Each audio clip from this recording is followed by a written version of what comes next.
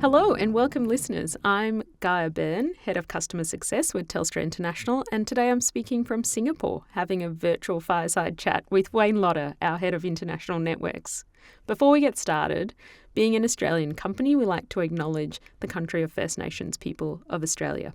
While we aren't joining you from Australian soil, we do still acknowledge the importance of our Australian roots, and therefore I would like to begin, in the spirit of reconciliation, by acknowledging the traditional custodians of country throughout Australia and their continuing connections to land, sea and community. We pay our respect to their elders past and present and extend that respect to all Aboriginal and Torres Strait Islander peoples listening in. We recognise their continuing connection to country and celebrate the diversity of cultures and knowledges of Australia's First Peoples.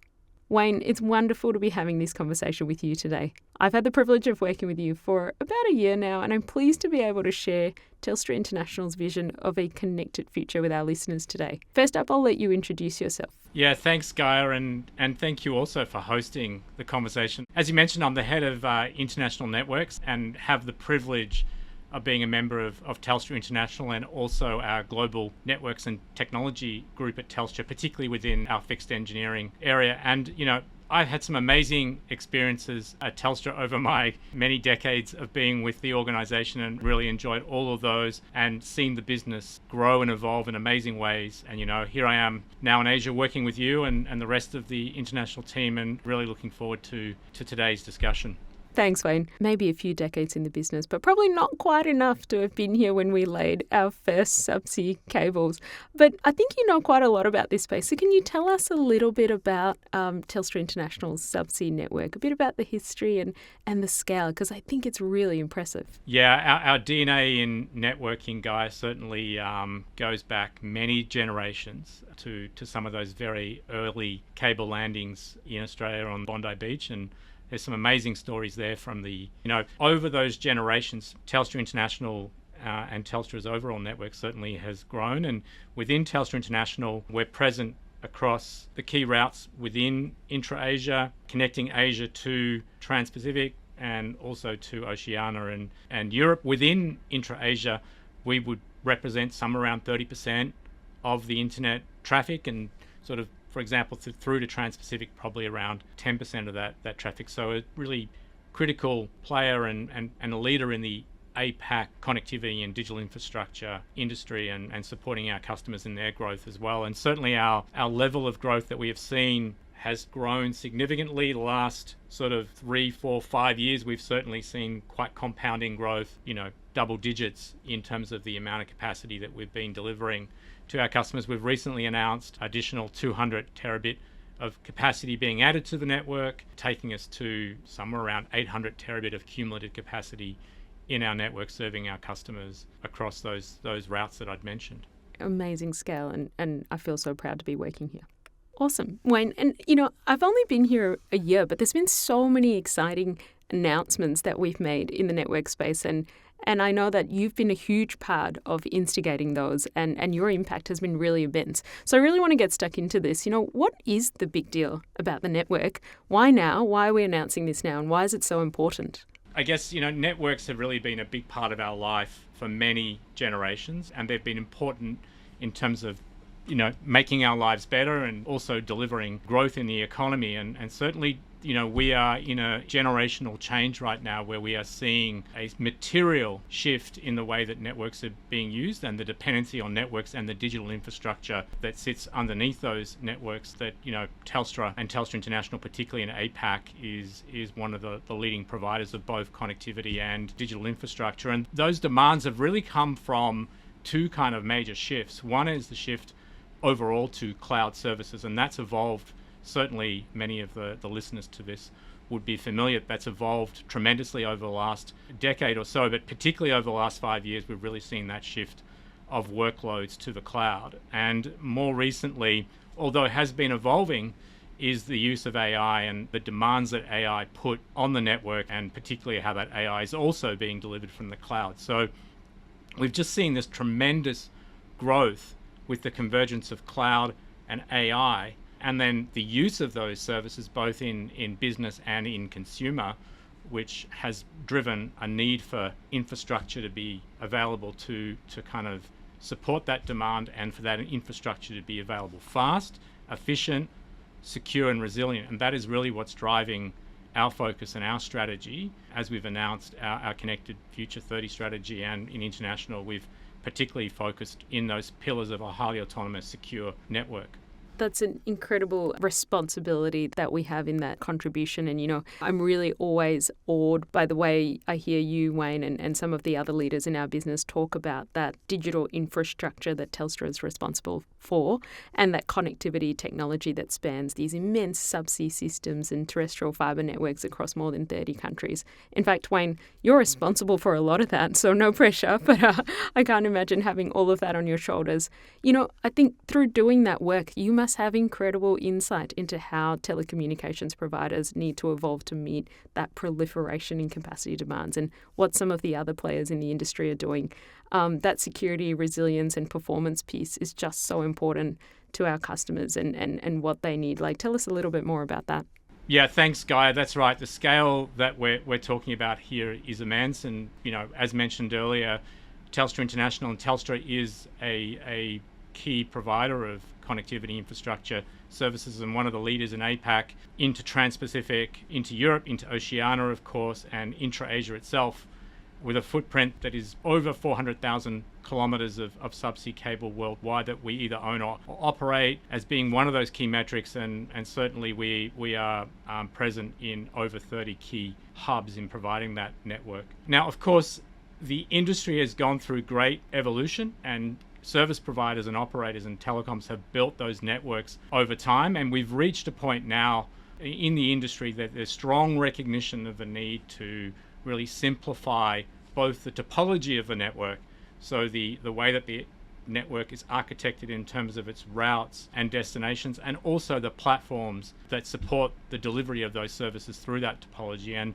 particularly, there's a really strong focus on topology simplification and platform simplification as the basis and the foundation for a secure, resilient, and the pathway to a highly autonomous network. And the reasons for that is that simplifying, removing variance, standardizing, first of all, removes the complexity in the network, makes it easier to automate and make that network ultimately autonomous, and also removing variance, standardizing, reduces the risk of impact and increases the resilience of the network. So those are all really pathways to AI and cloud services, which I'm sure we'll talk about a little bit more shortly. Thanks, Wayne. Because when I think about some of those networks, and they were built, almost 40 years ago. And so really the complexity with which we would have had to build those, so different to the type of technology that we have today. And so it might seem simple to say, we'll just make things simpler. But in my experience, certainly when you're dealing with older technology and really trying to take it into the future, that's anything but simple. And it's massive physical infrastructure, critical industry customers. We can't afford to take any of them offline. Their businesses are going to continue to need to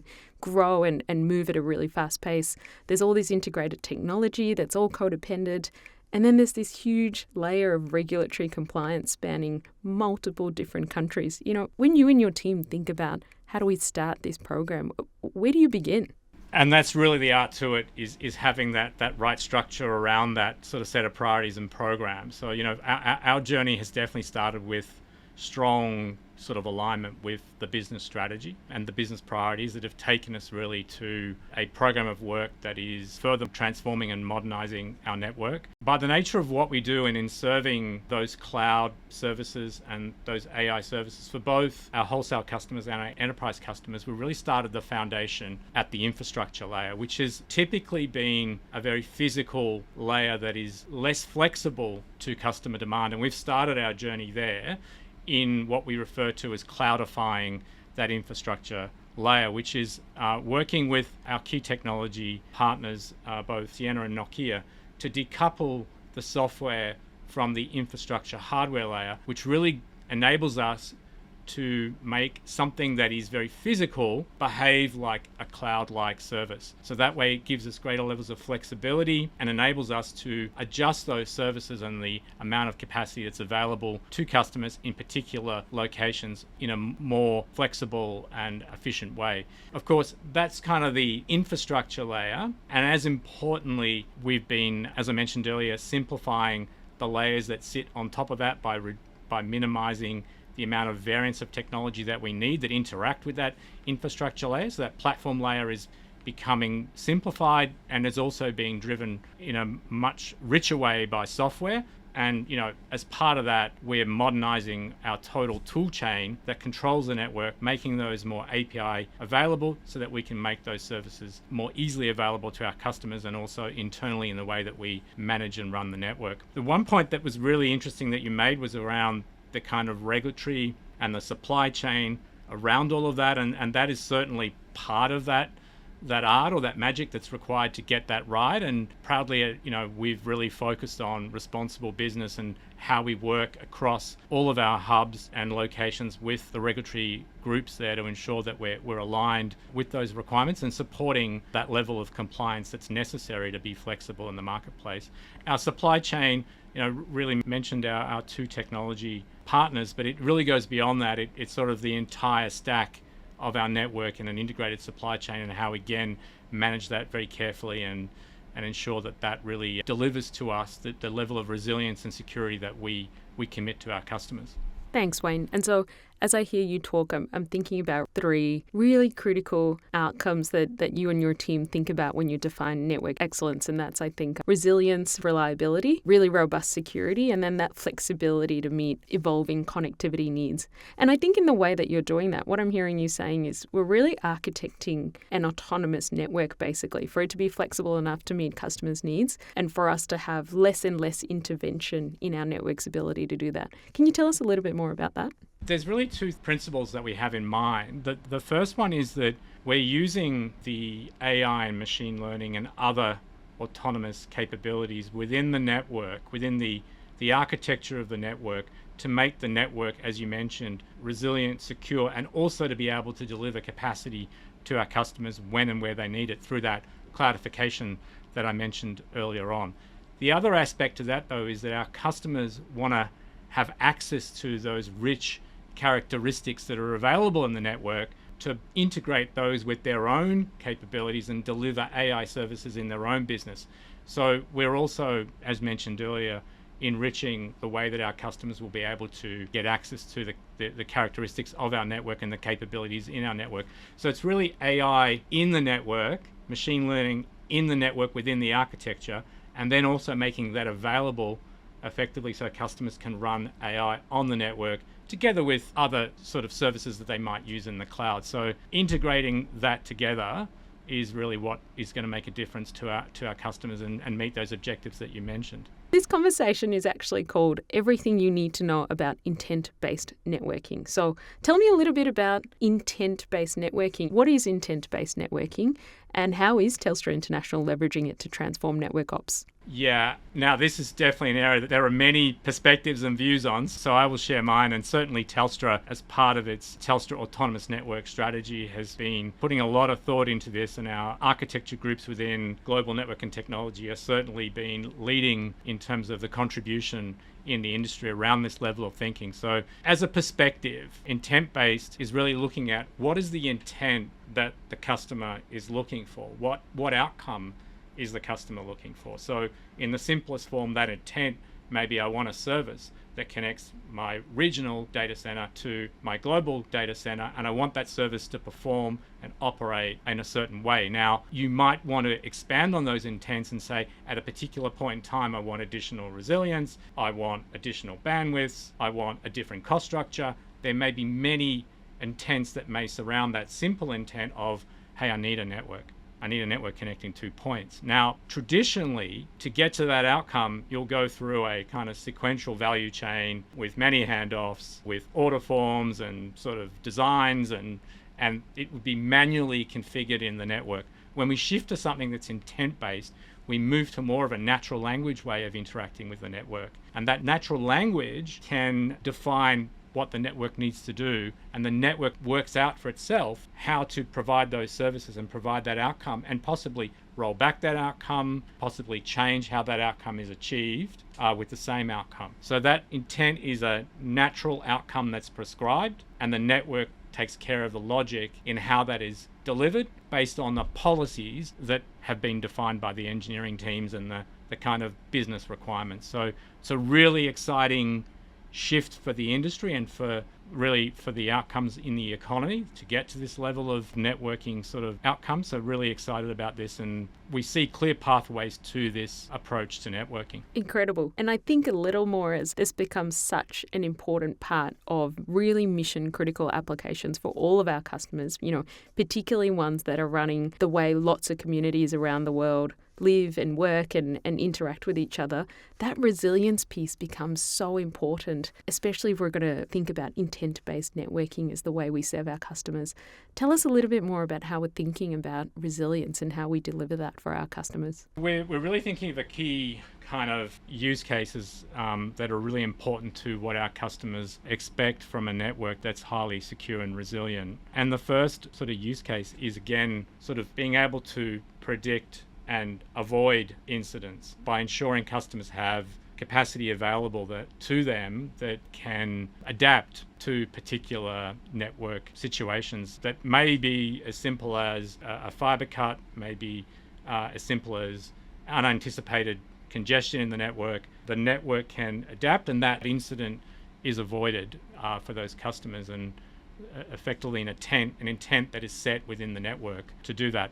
Of course, the second sort of primary thought is that in some cases that may not be avoidable due to a physical situation that may require us to offer the customer alternatives and be able to, again, offer that in an intent-based way where the customer can very quickly choose their alternatives and be able to minimize the impact to their business. So, traditionally these types of restoration procedures could take hours, could take days. And, we hear this concept of self-healing networks and self-healing capabilities, and certainly that's the direction we're taking with our customers to ensure that, those mission critical apps and the ability of scale that they need and capacity is really there when they need it, where they need it. So that evolution is certainly the outcome we want to get to, Gaia, and that's what the expectations are, that we set that level of maturity to get there and invest to get there. Absolutely, Wayne. That challenge of speed and scale and making sure that as much of it is as autonomous as it possibly can be so that the logic is working for the customer in real time is really critical, isn't it?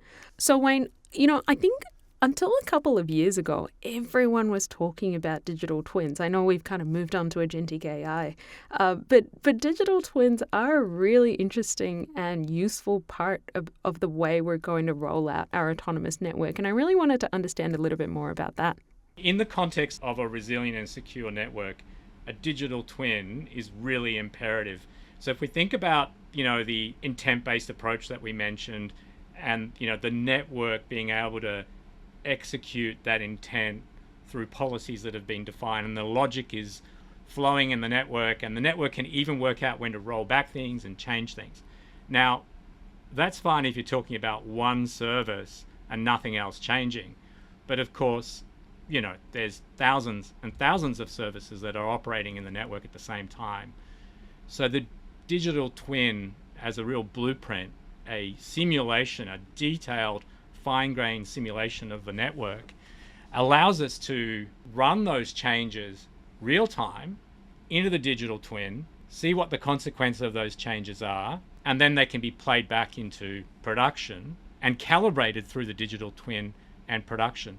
And therefore, the confidence in the execution of those intent-based requests that are logic run by the network based on human policy, that confidence puts us in a place where we can meet those commitments to that level of resilience and security that we spoke about, and that, hey, the changes we're making don't create vulnerabilities because the digital twin has told us that they don't. Hey, they're not going to collide with other changes because the digital twin has given us that environment to test that in. So, there's been a lot of talk about digital twins and kind of analytics, but this is the real world sort of interest in that, and we're certainly been progressing. We've mentioned previously in some of our communications that we're framing that around inventory. We're working, we're using the Blue Planet platform as the foundation for that will enable us to shift that digital twin alongside the highly autonomous production network. So yeah, definitely a key pillar of what we're doing and what the industry is looking at as the benefits of digital twins. It goes further than that. It can give you the level of depth into your facilities, into your fibers, but that's probably one relevant example around resilience and security. Really exciting space, a whole space for itself, a whole new podcast, certainly on that one, Gaia.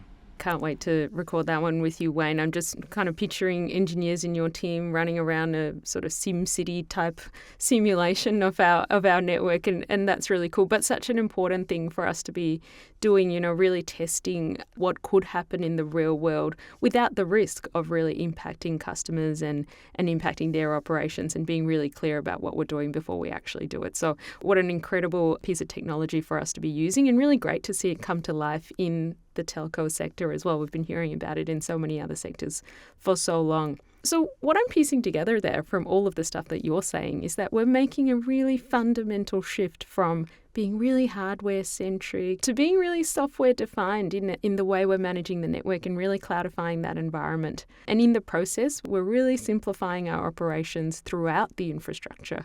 I've heard you say we're reimagining our network architecture with AI and machine learning at the core and enabling really autonomous operations, that predictive maintenance, real-time optimization. And then you said we're moving to intent-based networking, allowing customers to really specify desired outcomes and almost design the network that's going to work best for their business and what they need to achieve with their business. That's a lot of change. How do we measure that progress, and how do we know we're really hitting the mark? Guy, that's a great question, and certainly in terms of the journey that we're taking in cloudifying the network, simplifying the platforms and topology, and modernizing that tool chain. We certainly have really strong disciplines around those milestones, those investments in how we're doing that. But ultimately, mentioned earlier, Telstra, as part of its strategy, Connected Future 30 strategy, has set a target using the Telemanagement Forum Autonomous Network Maturity Model, getting to the right level of maturity and progressing towards that. And fundamentally, there isn't a finish line. But as mentioned, we've got those really clear measures on the roadmap of the level of maturity that we expect to achieve on certain use cases based on our program work and our investment plan. So really moving from manual to some of those use cases being automated, to some of them becoming more highly autonomous, and then really getting to that point that I mentioned earlier on around that intent base and kind of the production and the digital twin working together to an outcome that is based on policy.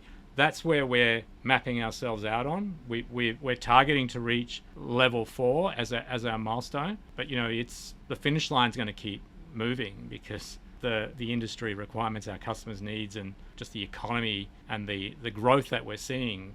The tremendous growth that we're seeing in the use of AI and cloud, and we've really just started. Like, we haven't seen the full potential yet of what AI is going to deliver and the level of response that we're going to need from the network. So really excited about that. And certainly, that step-by-step journey is really something that we're collaborating really tightly with across the industry. And mentioned earlier, the global networks and technology within Telstra's architecture and engineering groups have been really at the forefront of that whole movement towards a fully autonomous network. Wonderful. And I think my understanding of those stages is, with our target of level 4 is a really significant milestone. When we're at level 4, the network's going to be largely self-optimizing. It can handle most operations autonomously, but there's still room for a bit of human intervention. And I think it's really nice for us to be able to have very clear, measurable objectives that align to each of those stages. Like, I think what it means for our customers as well, and the language that we use with them, that there'll be reduced network faults, they'll have an improved customer experience, and the way in which we're using automation and AI to achieve those goals is really fascinating for our customers, but also for our teams. I know our teams get really excited about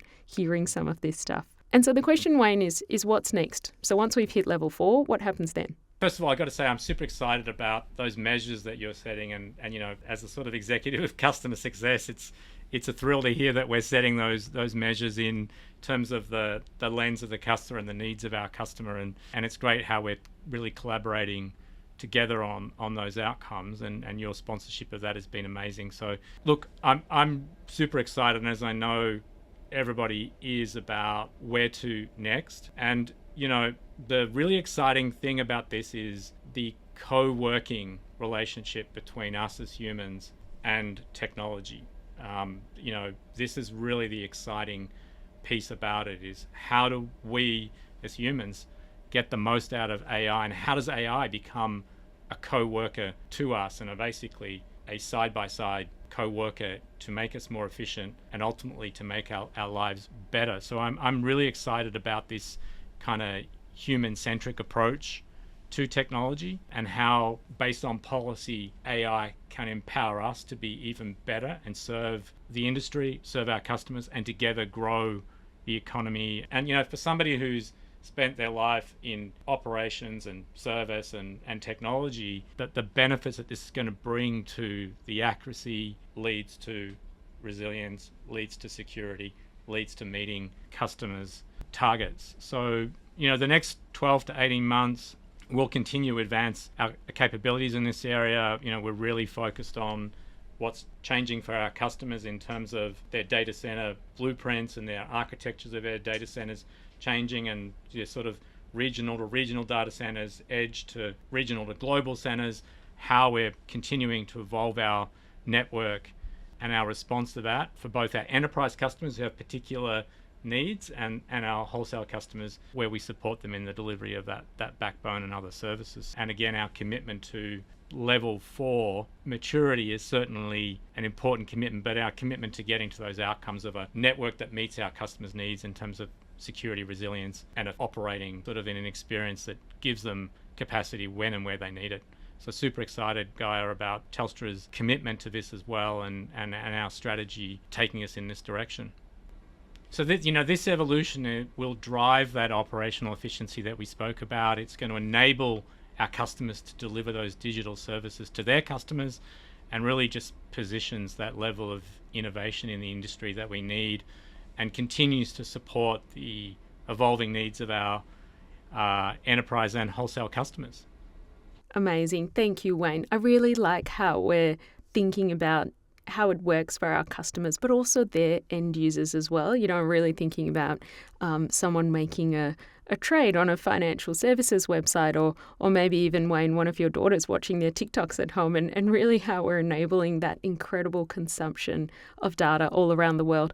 So, Wayne, thanks for these great insights. I feel really inspired and excited. I think we're in this moment. It's a once-in-a-generation moment to really transform the way our network works and the way it supports communities and businesses around the world. And I, for one, feel really excited and really privileged to be able to contribute to that in some way. And I know you do as well, Wayne. So what an exciting time, and thank you for all the insight that you shared today. Thanks, Guy. Thanks so much.